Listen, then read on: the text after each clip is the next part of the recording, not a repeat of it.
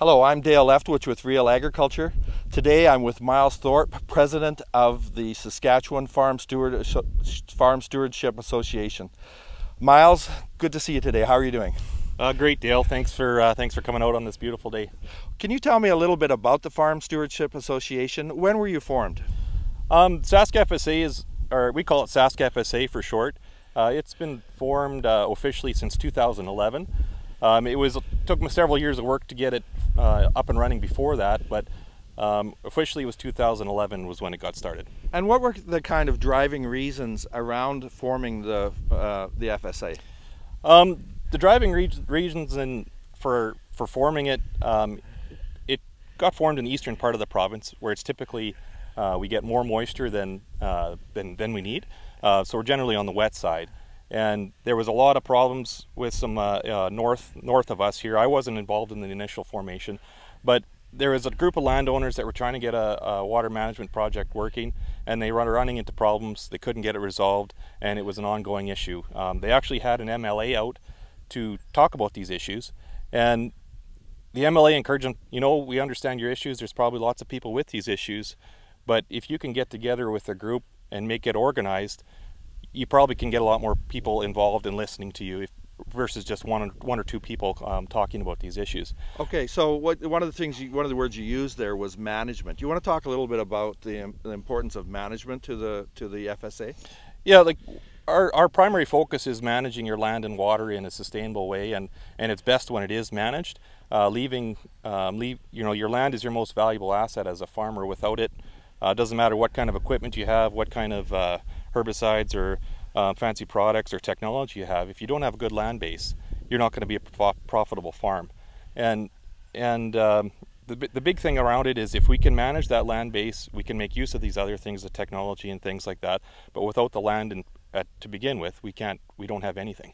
So another word that you used was organization, right? So what you're talking about is organizing different farmers together and then managing the way that the land is used around water and water management. So do you want to talk about the importance of how you see that and why you want it to make sure that other people are understanding what you're doing? Yeah, so our whole premise is we want to manage this to the best of our ability. If it's too wet for even a week or 10 days, we can set back, and it can have environmental consequences. You don't have fertilizer and herbicides and inputs that you don't use, and they'll stay in the soil and that kind of thing.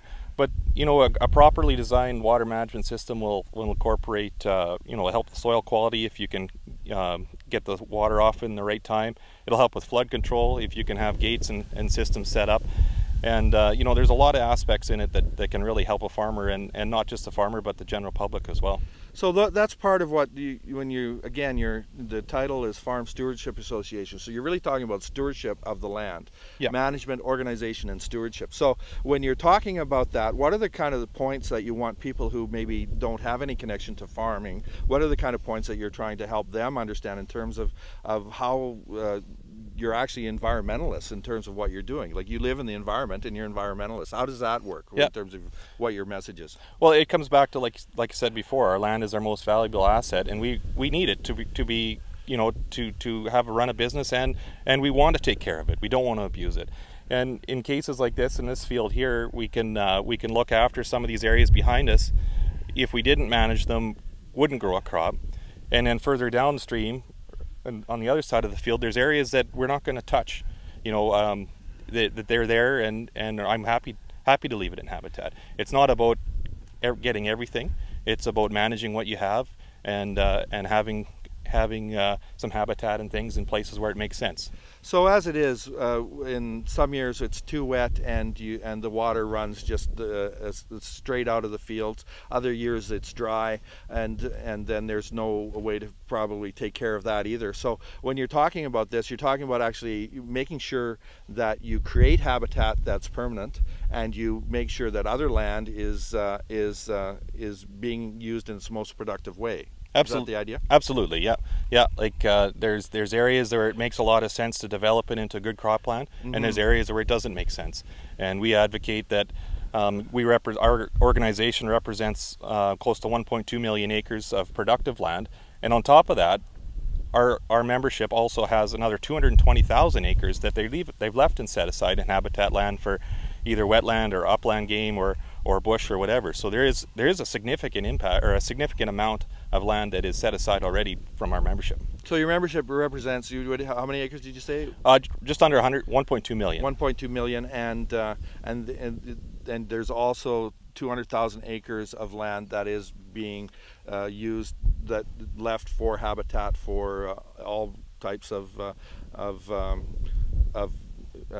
natural flora and fauna that's in this area. Absolutely, yeah.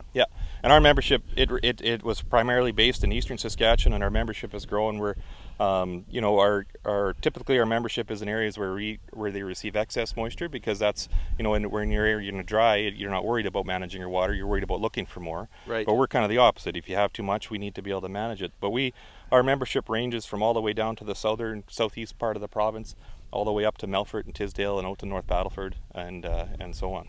So at this point, it's a lot easier for people to understand, if you are in an area that doesn't receive enough moisture, that you need to add moisture in the way of irrigation. And quite a bit more difficult to understand that areas that receive too much moisture need to be also managed so that you actually get the greatest productivity out of them.